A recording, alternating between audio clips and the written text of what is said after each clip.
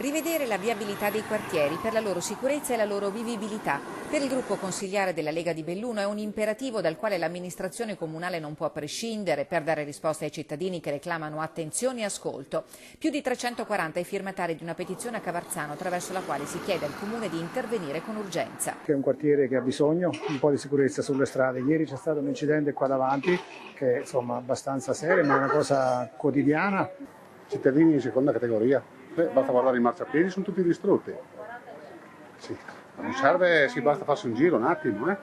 Eccolo il marciapiede di via Pellegrini, ovunque ci si giri l'incuria del tempo è ben visibile. La mancanza di risorse è una spada di Damocle che pende sopra il capo dell'amministrazione comunale che guarda i fondi per la riqualificazione urbana destinati in gran parte però alla Crepadona, alle Gabelle e al rifacimento del piazzale della stazione ferroviaria. Il carroccio non ci sta e tira dritto. La domanda che noi ci poniamo, ma che si pongono i cittadini, dov'è l'amministrazione? Perché non si può fare i proclami nei social, nei giornali e poi il tutto rimane aria fritta.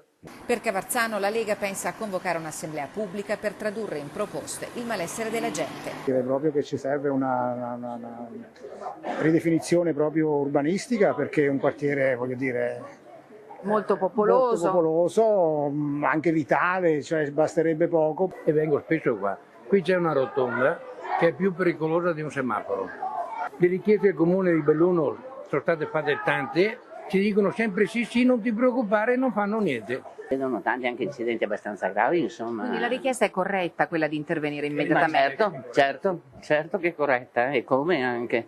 Devono intervenire assolutamente.